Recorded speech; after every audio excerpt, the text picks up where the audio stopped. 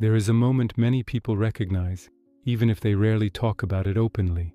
A moment when progress feels close enough to touch, when change no longer seems abstract, when a different version of life starts to feel possible, and yet something inside quietly pulls the brakes. Not with panic, not with fear, but with hesitation, distraction, and delay that feels strangely automatic. What makes this moment so unsettling is not the resistance itself, but the confusion that follows it. You can clearly see what would help you move forward. You can even want it deeply and still find yourself doing the opposite. And eventually, the question appears, heavy and familiar. Why do I always get in my own way? Before we go any further, if you're interested in understanding these invisible patterns, not through motivation or surface-level advice, but through how the brain actually works, you may want to subscribe to this channel. What we explore here isn't designed to push you, but to help you see yourself more clearly as we continue. The most common explanations for self-sabotage are simple and unforgiving. People call it laziness, lack of discipline, fear of failure, or weak mindset. But neuroscience paints a far more complex picture, one that removes moral judgment entirely. Because self-sabotage is not a mistake in your character.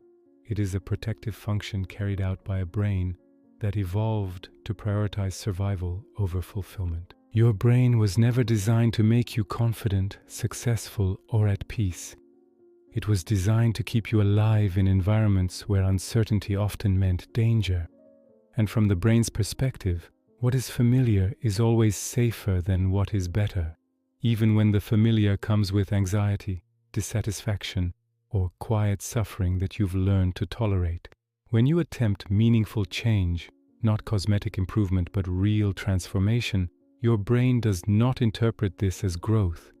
It interprets it as instability, a disruption to patterns it understands, a loss of predictive control. And for the nervous system, unpredictability is one of the strongest signals of threat. Deep within the brain exists a set of ancient automatic circuits whose role is not to help you evolve, but to ensure you don't repeat outcomes that once caused pain, rejection, or loss of belonging. These circuits do not reason or negotiate. They compare the present to the past and react accordingly. They do not ask whether a new opportunity is good for you. They ask whether it resembles a moment when you are hurt. And when the answer is uncertain, the response is subtle but powerful. The nervous system slows you down. What you experience as procrastination, sudden doubt, mental fog, or a drop in motivation is often the body applying invisible brakes, long before conscious thought catches up. This rarely feels like fear. Fear is too obvious. Instead, it feels like confusion, hesitation, or exhaustion. But confusion is one of fear's most effective disguises because it keeps you stuck without ever sounding an alarm. A key structure involved in this process is the amygdala, often misrepresented as the brain's fear center, when in reality it functions more like a relevance detector. It scans for emotional patterns, not facts. It does not care how capable you are now or how different your circumstances have become. It only cares whether the present resembles a past situation that ended badly. If earlier in your life expressing yourself led to criticism, standing out led to rejection, or failure led to shame, your brain encoded a rule that required no words. Do not expose yourself. Years later, your conscious goals may have changed completely, but the emotional circuit remains active, quietly shaping your behavior from behind the scenes. So when a meaningful opportunity appears, an internal conflict emerges. Your rational mind recognizes potential and says, move forward. Your emotional system senses risk and says, be careful.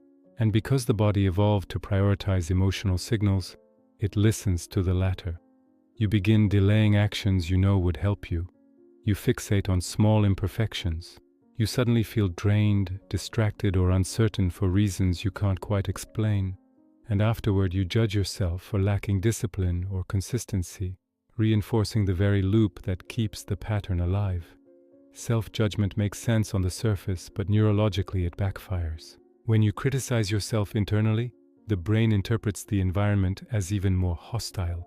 It reads self-attack as further proof that exposure leads to pain, and in response, it strengthens its protective stance, increasing resistance rather than reducing it. Another layer of this pattern involves identity.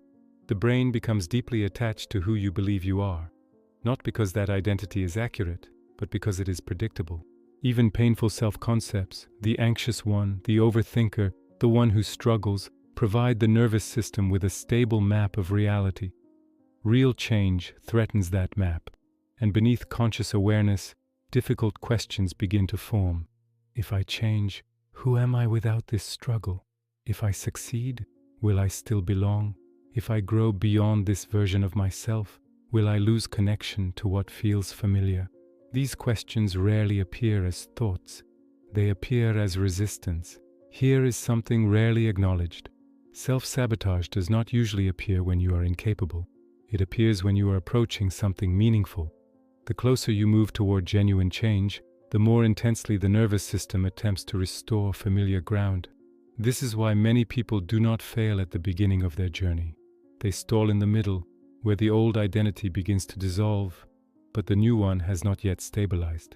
Known discomfort feels safer than uncertain relief, even when relief is exactly what you've been seeking. So how do you respond to this pattern without reinforcing it?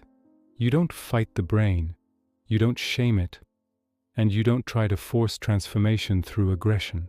Those approaches only confirm the nervous system's belief that danger is present. The first shift is understanding function instead of blaming form. Instead of asking why you are broken, the question becomes what is being protected. What memory, experience, or belief taught the brain that restraint was safer than movement?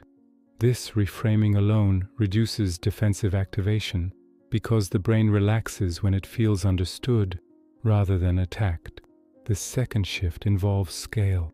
The nervous system does not trust sudden, dramatic change. It learns through repeated experiences that carry low emotional risk. Small actions that end safely send powerful signals. You acted and survived. You were seen and not rejected. You moved forward and remained safe. Over time, these experiences update neural expectations far more effectively than motivation or willpower ever could. And finally, there is something essential to release. Your resistance is not evidence of weakness. It is evidence of adaptation. At some point in your life, holding back was intelligent. It kept you safe in a context where safety mattered more than expansion. You do not need to eliminate this mechanism. You need to update it. The brain does not change through judgment. It changes through safety, repetition, and experience. And as understanding deepens, the internal battle softens.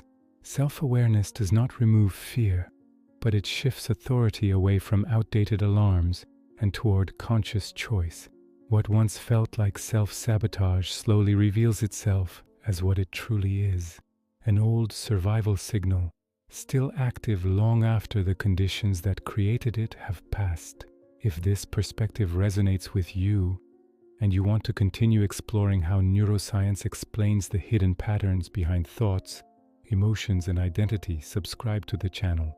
Not for constant stimulation, but for deeper clarity, because the more you understand your brain, the less you confuse protection with failure, and the more freedom you gain to choose who you become.